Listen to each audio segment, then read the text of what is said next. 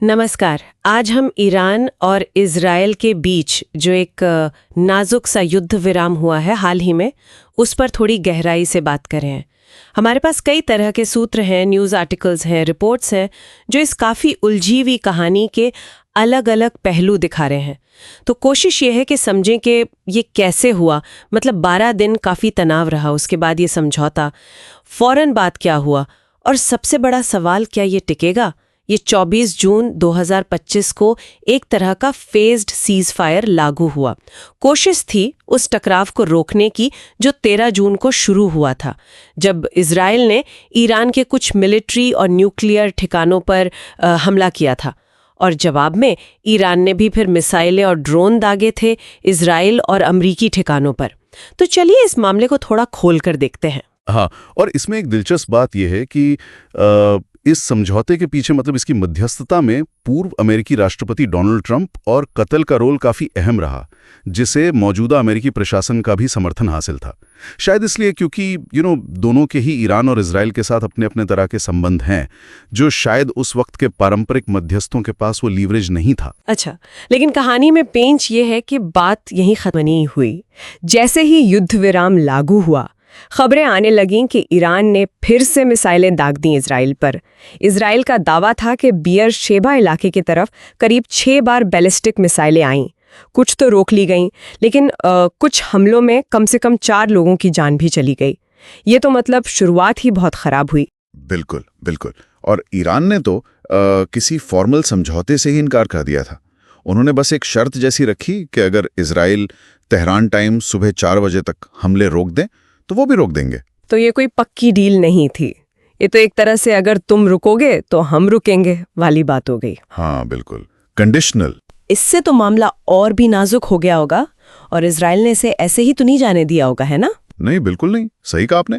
जवाब में इजराइल ने तेहरान के पास कुछ रडार ठिकानों पर हमला किया, और उनके जो रक्षा मंत्री हैं उन्होंने साफ साफ चेतावनी दी कि अगर ये उल्लंघन जारी रहा तो जवाब जोरदार होगा। तो ये दिखाता है कि भाई कागज पर भले ही सीज फायर हो गया हो, लेकिन तनाव वो बिल्कुल बना हुआ था, एकदम पीक पर। और दोनों तरफ से जो बयान आए वो भी काफी कुछ कहते हैं ना। ईरान के सर्वोच्च नेता खामेनेई ने इसे अपनी जीत बताया और कहा कि भविष्य में कोई भी हमला हुआ तो बदला लेंगे। दूसरी तरफ इजराइल के प्रधानमंत्री नेतन्याहू, उन्होंने दावा किया कि उनका मकसद पूरा हो गया, मतलब ईरान की परमाणु और मिसाइल ताकत को कमजोर कर दिया गया है। लेकिन साथ में ये भी जोड़ दिया कि भाई कोई भी उल्लंघन हुआ तो हम जवाब देने को तैयार हैं। तो दोनों ही अपनी अपनी जीत का दावा कर रहे हैं। हाँ, ये तो क्लासिक रणनीति है, अपनी जनता को दिखाने के लिए, अंतर्राष्ट्रीय समुदाय को दिखाने के लिए।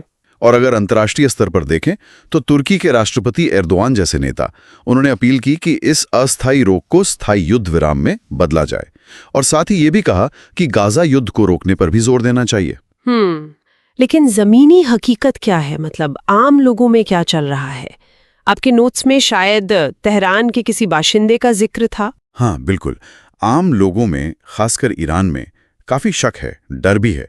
जैसा कि तेहरान के उस व्यक्ति ने कहा, और ये बात कई जगह से सुनने में आ रही है, कि मुझे पता है ये युद्ध विराम अस्थायी है, मुझे डर है कि कोई ना कोई इसे तोड़ देगा। तो ये दिखाता है कि जो ऊपर ऊपर बयानबाजी हो रही है, उसके परे लोगों में भविष्य को लेकर कितनी अनिश्चितता है, डर है। तो फिलहाल क्या सूरत हाल है? क्या ये शांति बनी रहेगी, क्या लगता है? देखिए, अभी तक मतलब 26 जून तक की अगर बात करें तो उन शुरुआती उल्लंघनों के बावजूद युद्ध विराम मोटे तौर पर कायम रहा है, टिका हुआ है। लेकिन ये कांच की तरह नाजुक है, बहुत ही ज्यादा। ये टिकेगा या नहीं, ये कई बातों पर निर्भर करेगा। जैसे दोनों पक्ष इसे कितनी गंभीरता से लेते हैं, क्या वो वाकई इसे निभाना चाहते हैं, मध्यस्थता कितनी कारगर रहती है, क्या वो दबाव बनाए रख पाते हैं, और फिर वो मुद्दे हैं जैसे परमाणु निरीक्षण, कैदियों की रिहाई, क्या इन पर डिप्लोमेसी तेज होती है या नहीं, ये सब देखना होगा। तो अगर सार निकालें तो कुछ पॉइंट्स हैं। पहला, एक बेहद नाजुक शांति बनी हुई है, बहुत फ्रेजाइल। दूसरा, दोनों देश जीत का दावा कर रहे हैं पर अंदर खाने शक बहुत गहरा है, जनता में भी, शायद लीडरशिप में भी। तीसरा, जो क्षेत्रीय ताकतें हैं जैसे तुर्की, कतर, वो गाजा समेत एक बड़े समाधान के लिए दबाव बना रही हैं, वो इसे एक मौके की तरह देख रही हैं शायद। और चौथा, सबसे जरूरी, आने वाले कुछ दिन, कुछ हफ्ते बहुत अहम होंगे।